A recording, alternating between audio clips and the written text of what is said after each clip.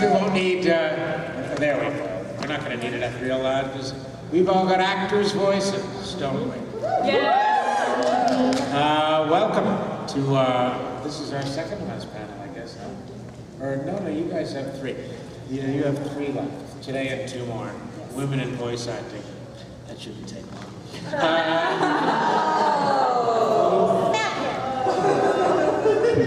We love each other. Welcome to voice acting, past, present, and future, I guess. Whatever it is. For those, a lot of you do know who we are already. We've been here all weekend. We represent a much larger group of people involved in the production of Sailor Moon. My name is John Stalker. I was fortunate enough to be voice director for most of the Sailor Moon episodes. It's lovely to be able to share all of those memories with you guys and answer your questions about either Sailor Moon or about animation in general, voice acting in general. We'll throw the floor open to you in a moment. First, let me introduce. Hi, I'm Susan Roman, and I played Sailor Jupiter.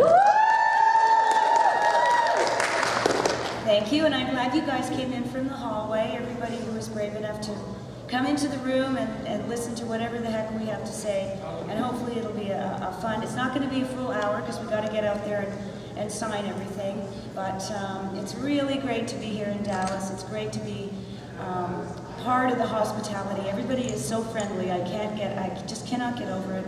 I'm going to go back home and I'm going to be wishing someone could say y'all. Anyway, on to... Y'all can start saying it. Yeah.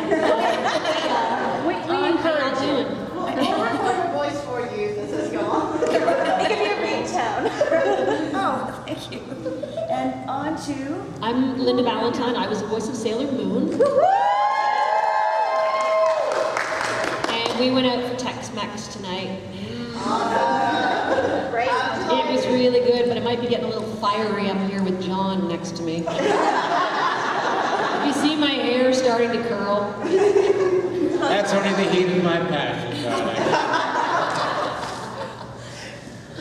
So, yeah, I don't want to make myself ill. And they liked it too. As is our general want, we like to throw the question period open to the floor, because what you want to hear answered is generally more important than what we want to tell you. We want you satisfied.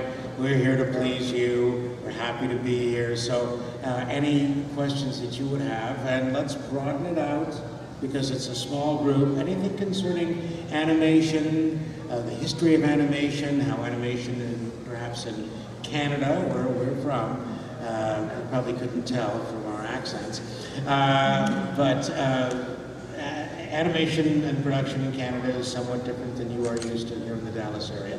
So that, or certainly questions about Sailor Moon, about our own professions, voice acting in general, whatever you want to ask, the floor is open. I do have to warn you that there is a giant green hand that we will see. Green hand? Green hand? And we're starting with you, girl. We're starting with the green hand. Yeah. With the green hand. I have a question. I know that there is a completely different kind of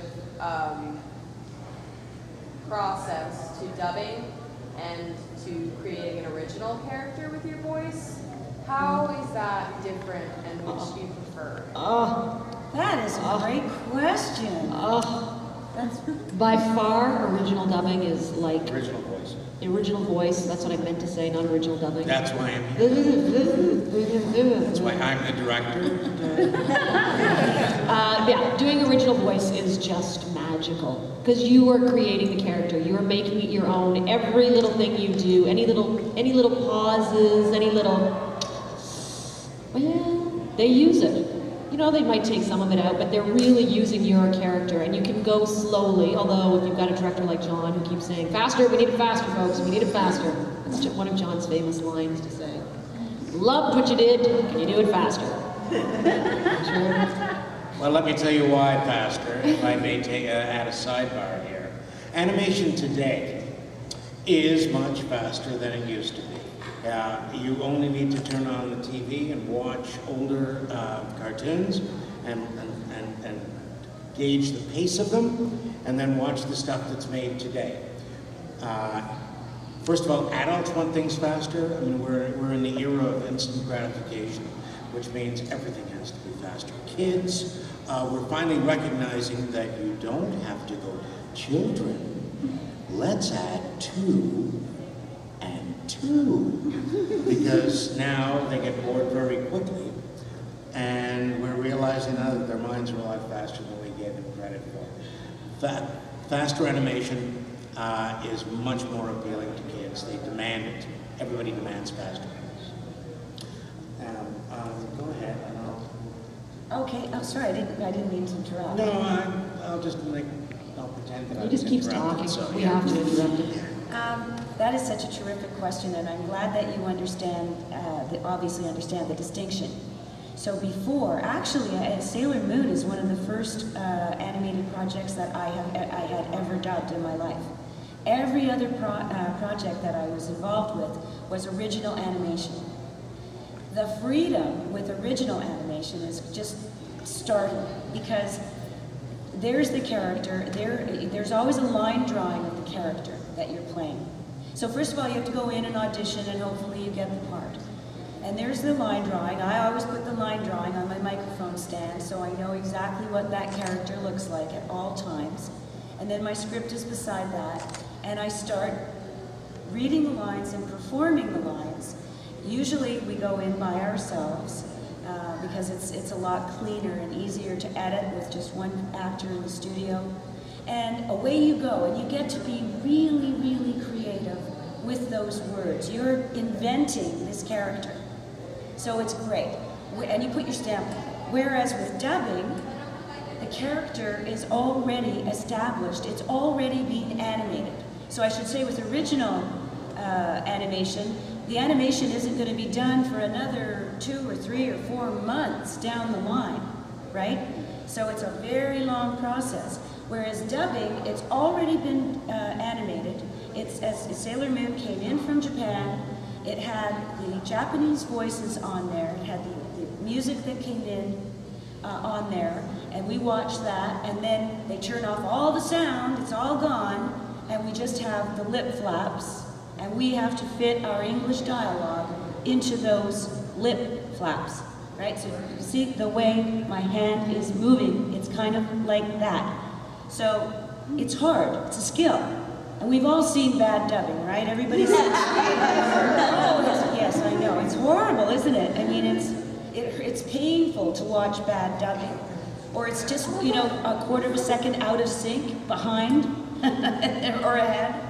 So it is really difficult, and some actors can do it and some can't. So you get the awkward situation where you get a really talented performer who just can't do dubbing. And then they can't do it. That means they're not doing it. So, you know, there might have been 15 people who could have done Sailor Jupiter, who would have been cast as Sailor Jupiter instead of me, but perhaps they just couldn't get the hang of it.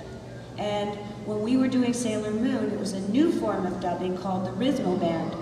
And a lot of actors went in and looked at that thing and had anxiety attacks and just said, I can't do it. I can't do it. It's going too fast, it's too furious, it's too overwhelming. And a lot of people just literally gave up and said, I can't do it. And then for the rest of their born days, were afraid to do dubbing. So I hope that answers your question. If I may, because I didn't get sidebarred, but I will answer your question if you guys give me a sec. You asked for my favorite as well, because of basically what the girls have said. Original voice. I get to work with I'm a performer as well, so I understand the situation. Performers need to create. That's one of the reasons we do this. I mean, animation means to give life, right? right? To animate.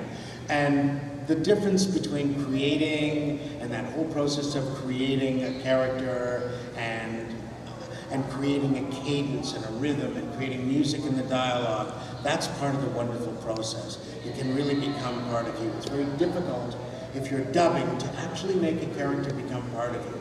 Sailor Moon was one of the rare exceptions because the girls really got into the characters.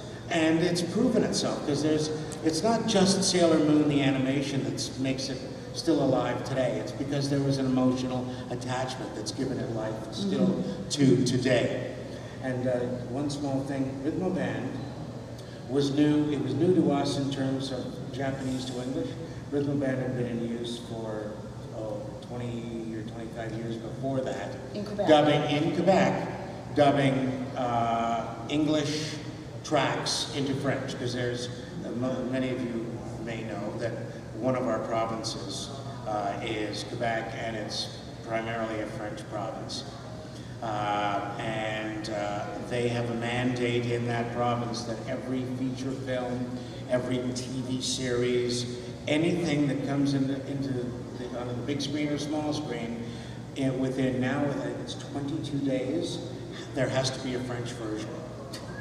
So yeah, I know. You speak French, it's golden. Yeah, but you don't really need it unless you live in Quebec, so most of us aren't fluent.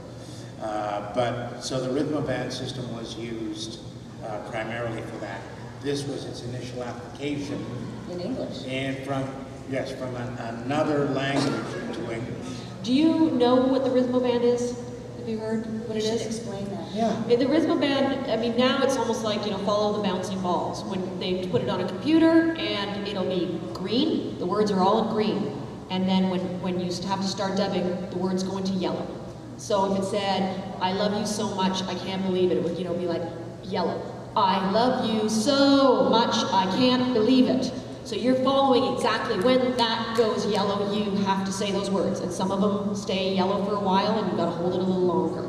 With the Rhythmo Band, it was literally written out on like a film cell, just a very clear one. Somebody did it with their hand, and they wrote out every single line by hand onto this film. And they would make the words really long, so it was like, I love you. They would write the word love you. And as the word came by, the words would come along like this. And as soon as they hit a line, that was when you said the word. So it would be like, I love you. And you'd be just sitting there following, but you couldn't see ahead. So you didn't know what was coming up next. You didn't know how long that word love is, or a scream. It would just, maybe say scream or reaction. And it would just say reaction, and it would just keep going. You'd be like, I wonder what my reaction is going to be.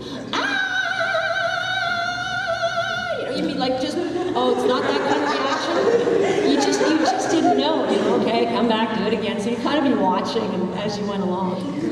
Rhythmo Band was a lot more expensive process, a lot more difficult to deal with, but still to this day, absolutely the most accurate. Yep. There were very few mouth movements that didn't match, lines that didn't match the mouth movements. It was perfect, near to. That was a long answer. Mars? I would like to know when you started your careers, like how old were you when you started your career voice acting, and where did you get your start?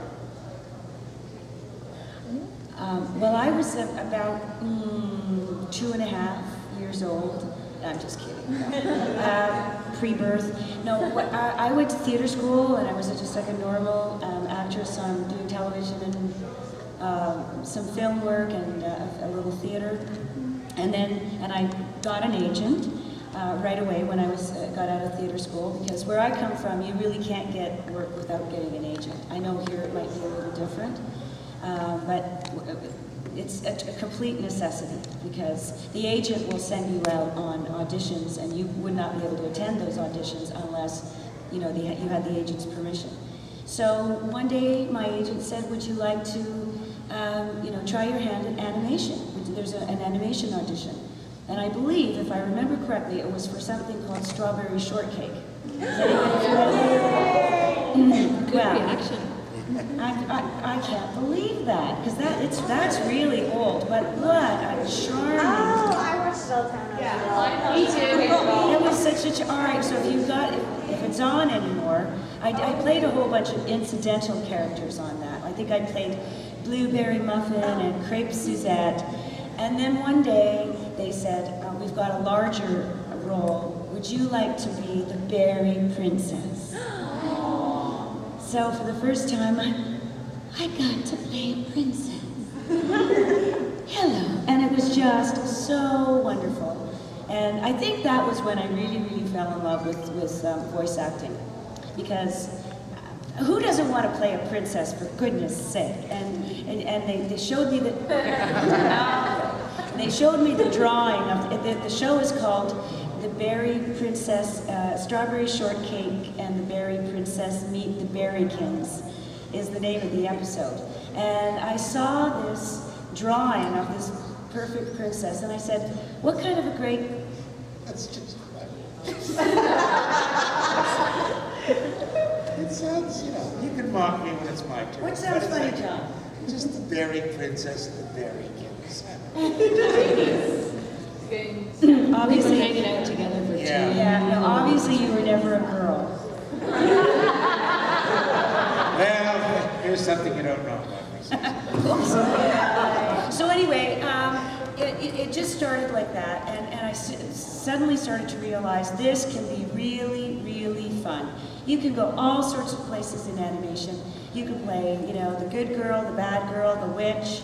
I never got to play too many witches. John and Linda played a lot of witches in their careers, but personally I was always a princess. I'm just kidding, Linda. No way. I would take a villain any day of the week. But do you ever get cast as villains? That's the point. Oh, I always get cast as villains. Well, who's the one that you always do the Wicked? the Well, Hacker. That one? the hacker? Hacker, yeah. Do that. It's good. Well, Hacker, look at you. Look at me. Isn't that great? I mean, it's just such a different character from Sailor Moon. And you see, and that's the great thing too, is that you get to be, a little bit more, what's the word, diversified. You get to be more experimental, so it's fun. And one of the hard things also is not using a voice that you've already used before, like Sailor Moon. So if I'm doing Sailor Moon every day going in there, and then I go and audition for something else that may be sort of along that vein, it's hard because you want to make it a new character. You don't want to just keep repeating what you've done. It's like, no, I've already done that. And I was doing one cartoon called Yin Yang Yo. Yeah. And they had this character. I got to play most of the female villains in that one. Just every time I'd go in, they're like, okay, Linda, this is who you are today. And I'd be like, yeah! It's like a little kid in the candy store. So they had this one character called Smoke and Mirrors. It was a brother-sister team. And it was supposed to be this little tiny Japanese girl who was a fierce fighter. And of course, right away I'm sort of like, Sailor Moon. And I thought, they asked me to do this because I was Sailor Moon. I don't want to do it like Sailor Moon. I don't want to ruin Sailor Moon, no. So I sort of made this little tiny, how was she like? She's like, oh, you will be, can't go there right now. You will be my forever friend, or else I will crush you on banana. And I would just go crazy. Or I will kill you. I will rip out your eyes. Oh, I just went crazy with them. They were like, that's awesome, that's great. And then months later, after we had finished doing this, the director was talking to me about it. He had also written it, and he was talking to me about it. Oh, that was such a great character, da-da-da. And I said, yeah, the hard thing was, not going towards Sailor Moon. He said, well, what do you mean? I said, well, I was the voice of Sailor Moon. He went, oh, why didn't you tell me? I would have got you to do Sailor Moon. I had no idea. Oh, that was close. Little conflict of interest there.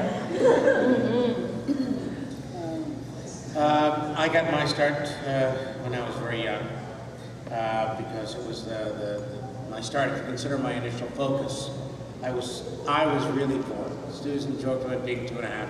I was 4 when I decided I was going to be an actor. That was the announcement I made to my parents, and it was what I focused on for the rest of my life. It caused me to fail high school my final year twice, but I didn't care because success to me was not measured in degrees of the educational system, and I'm very fortunate that I got into a job where I didn't need a bunch of letters after my name. As a mother of 3 teenage daughters, do not listen to him. Do not aspire to be this. Please continue, John. Well, thank you.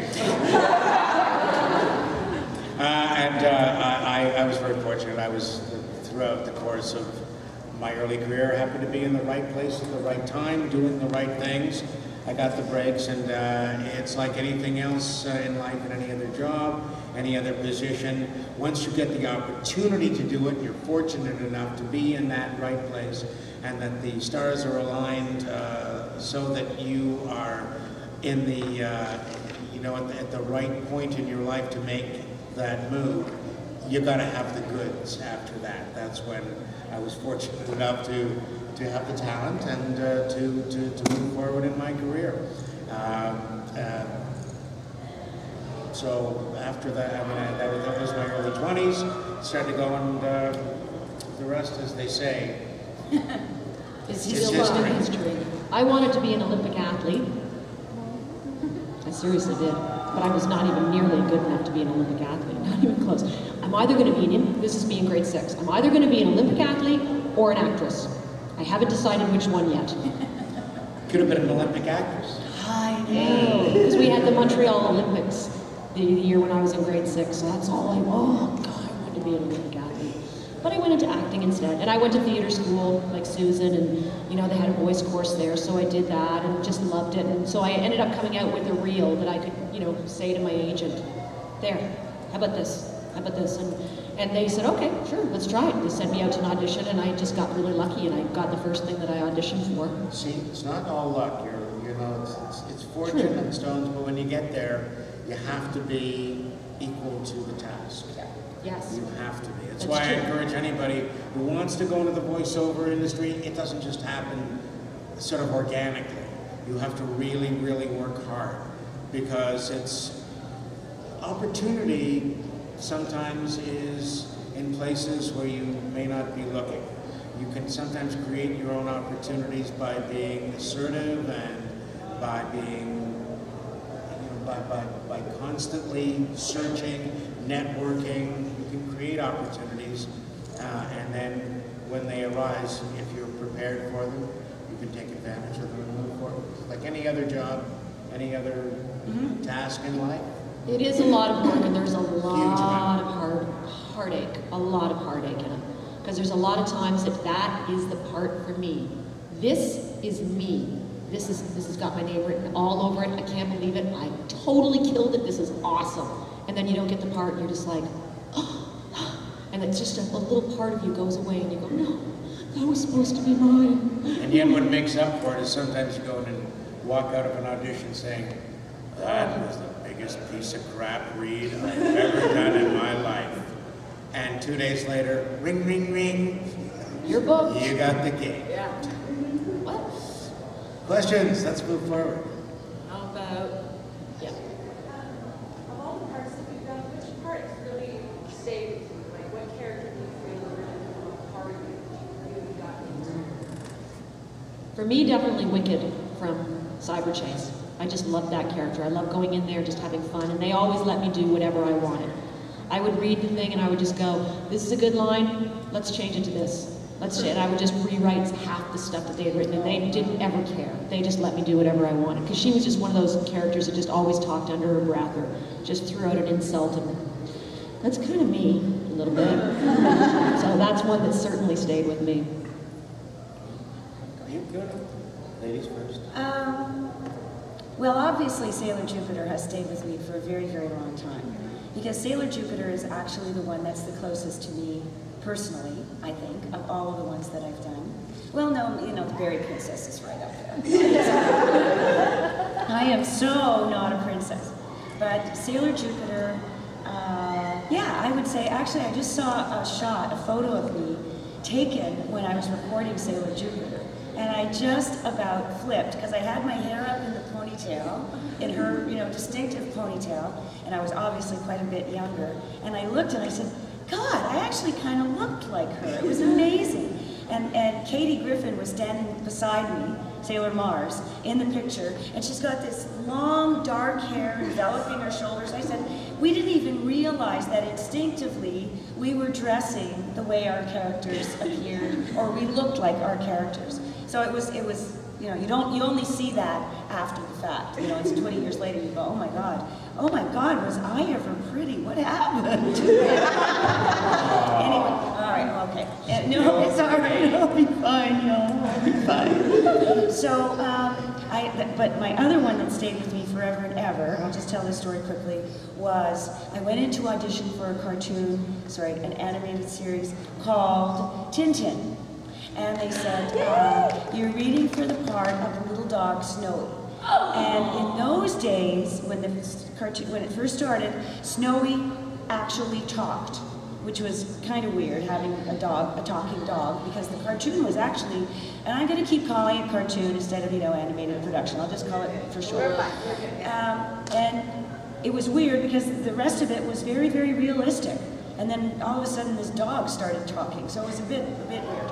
So I read for all the lines for Snowy, and I read him as a little boy dog, and they said, as I was getting ready to leave, they said, you know, could you lay down a couple of barks? So lay down means, can you record something for us quite quickly? And I said, barks? They said, yeah, he's a dog. Barks. Now, you know what? How stupid of me. I was going in to read for a dog, and I never even thought of getting a few barks ready. And I said, I was about to say, I don't know that I can bark, but if you know every actor in the world will immediately, you know, can you ride a horse? Yes, of course I can ride a horse. Can you fly a plane? Yes, of course I can fly a plane.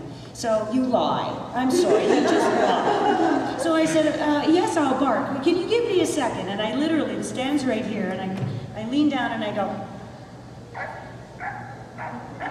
I said, okay, here's my bark. I'm ready. Let's lay down some barks.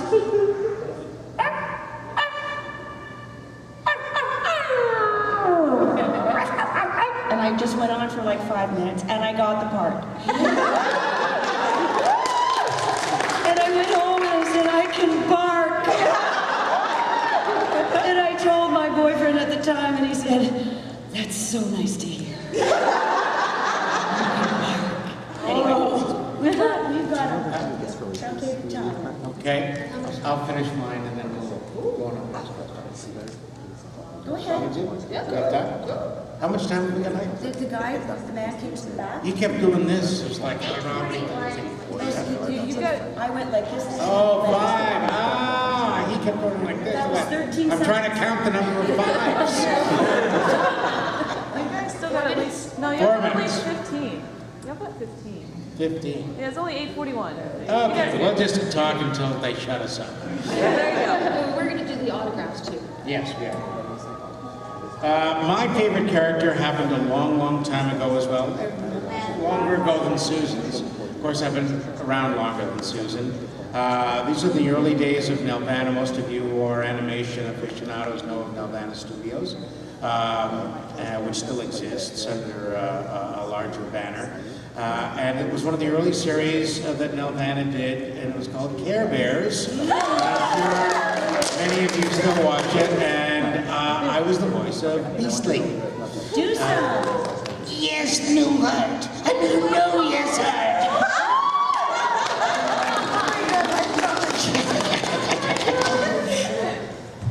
So that's my favorite. Next question. Have you guys ever cosplayed?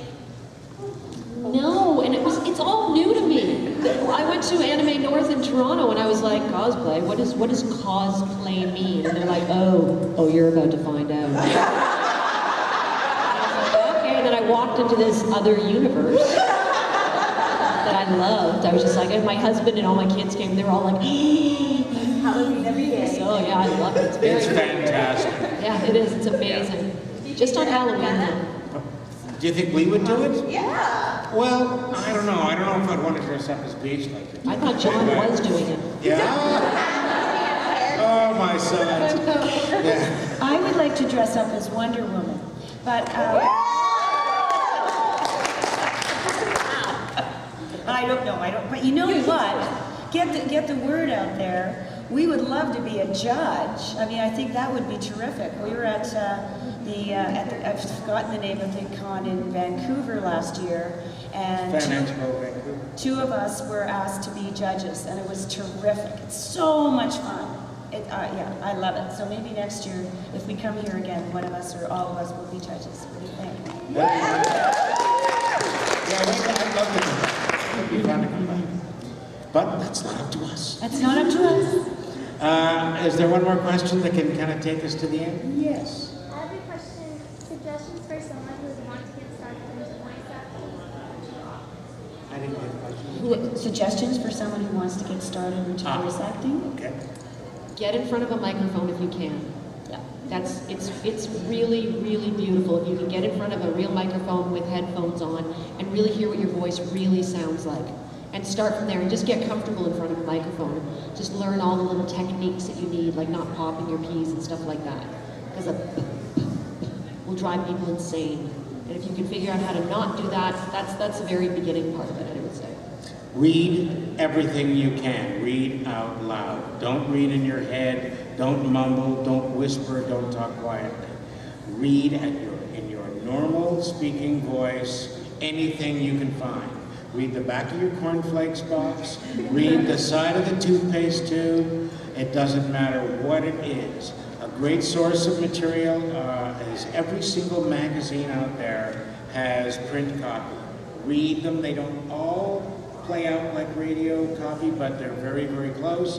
Just read magazine copy out loud and give the inflection that you are used to hearing on the radio. And practice, practice, practice.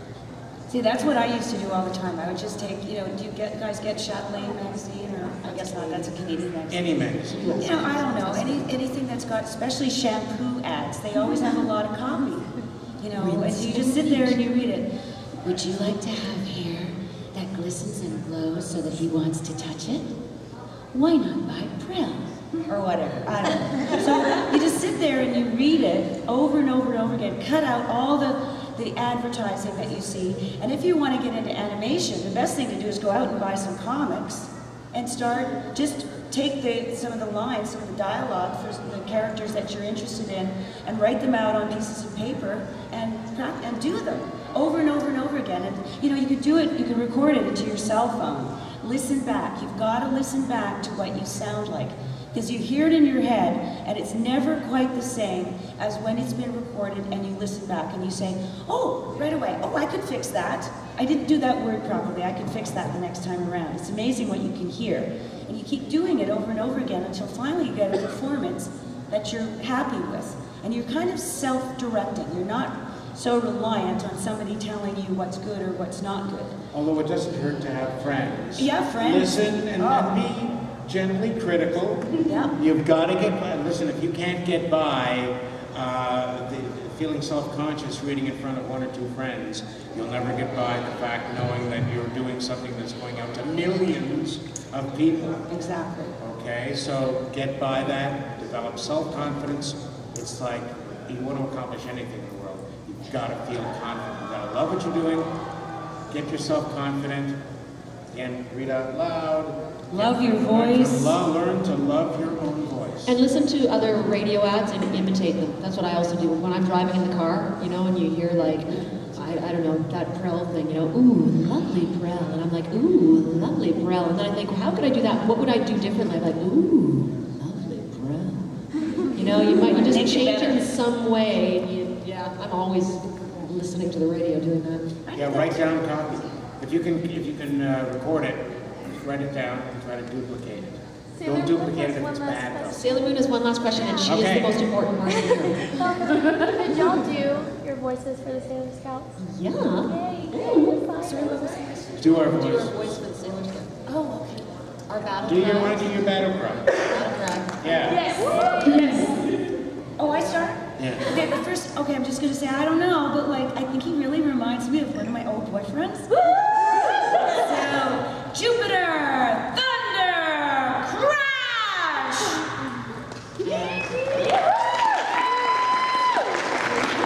Marion, you're so hot. Ooh, look at you. Moon, call Cosmic Power! And my favorite line would be, that's really, really good. Can you give it to me one more time with a little bit more emotion? Fast. Thank you. I think we're going to make sure that our people who came in from outside get first. In the line? Yeah. Are we doing it in the line? Well, we can do that. We can do it in the line. I mean, No, they've got a separate line set up outside, guys, for those people. Yes. Okay. So we'll go out there and do it because we don't have pens. So we would have been liars. Can I get a picture of you guys real quick?